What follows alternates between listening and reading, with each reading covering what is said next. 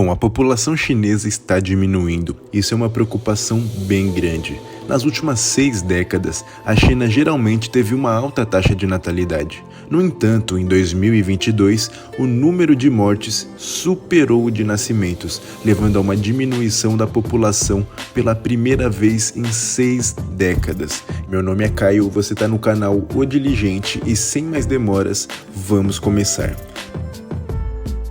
Para entender a importância desse problema, precisamos considerar que a China é uma potência global de fabricação, em grande parte devido à sua enorme população.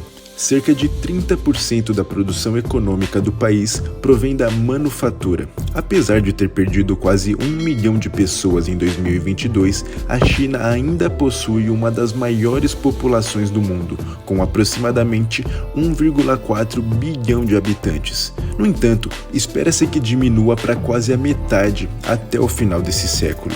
A diminuição da população da China é resultado de seu crescimento histórico e de suas políticas internas. Agora, o governo está buscando maneiras de reverter essa tendência e estabilizar a sua população.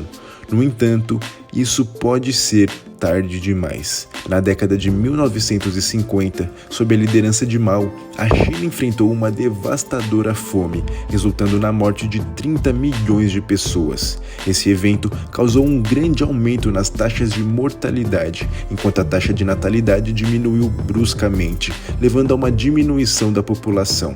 Depois disso, houve um boom de nascimentos, em parte devido a avanços médicos globais que reduziram as taxas de mortalidade infantil. Assim, as famílias chinesas, em média, começaram a ter 6 filhos, parecido com o que você via com a sua avó.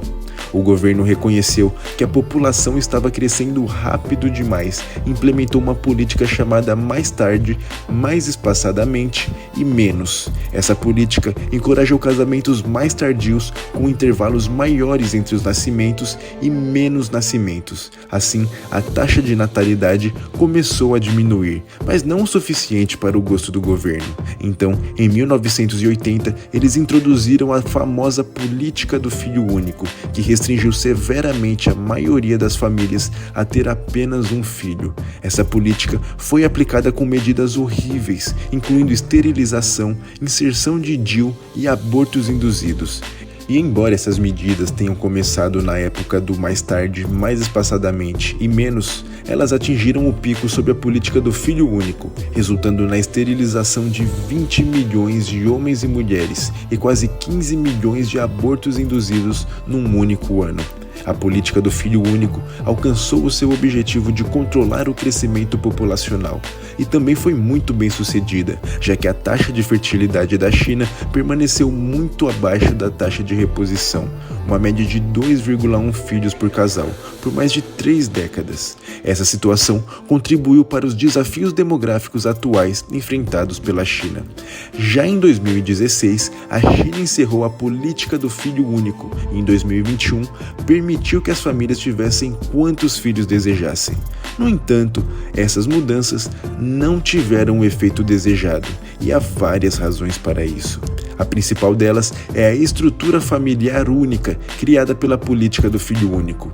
Muitas famílias na China agora têm uma formação 4-2-1, com 4 avós, 2 pais e apenas uma criança para cuidar de todos eles. Isso coloca uma pressão considerável sobre a única criança para cuidar de seus pais e avós idosos, tornando desafiador ter várias crianças, especialmente à medida que o custo de vida continua a aumentar.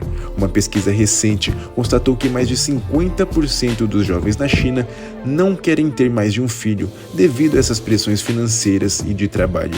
Diversas medidas, como subsídios em dinheiro, licenças maternidade mais longas, subsídios para creche e apoio financeiro, foram implementadas, mas não abordaram efetivamente o alto custo e o compromisso vitalício de criar uma criança.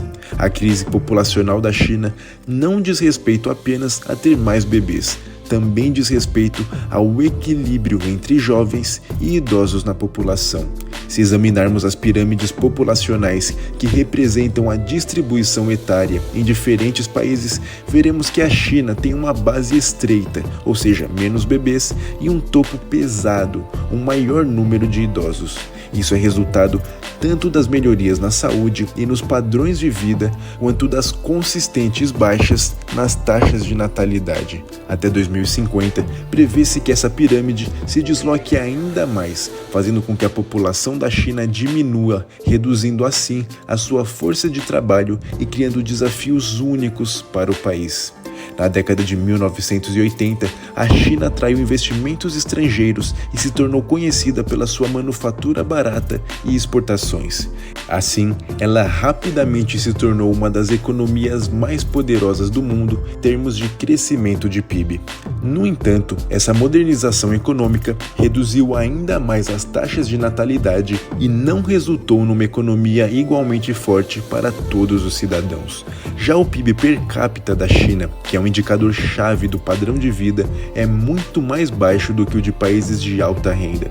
Apesar do seu status como uma grande economia mundial, a China ainda é um país de renda média e muitos nas áreas rurais não se beneficiaram significativamente do seu crescimento econômico. Pois, como você sabe, construir a infraestrutura social necessária, com programas de saúde e pensões, leva tempo, e essa tarefa está se tornando cada vez mais desafiadora à medida que a economia desacelera. Uma economia mais lenta provavelmente remodelará o papel da China no mundo como uma superpotência de manufatura. Isso tem implicações não apenas para a China, mas também para o mundo, uma vez que as restrições de recursos internos podem limitar as ambições e o alcance global da China. A China não está sozinha em enfrentar a diminuição da população. Muitos países asiáticos e europeus enfrentam desafios semelhantes. O que diferencia a China é a rapidez com que essas mudanças ocorreram. Há apenas 4 décadas, a China estava aproveitando a sua população em rápido crescimento para se tornar uma superpotência econômica, enquanto tentava controlar o crescimento populacional. Agora que o crescimento populacional da China acabou oficialmente, o país pode precisar repensar o seu futuro, tanto como superpotência global, quanto para o bem-estar dos seus cidadãos em casa.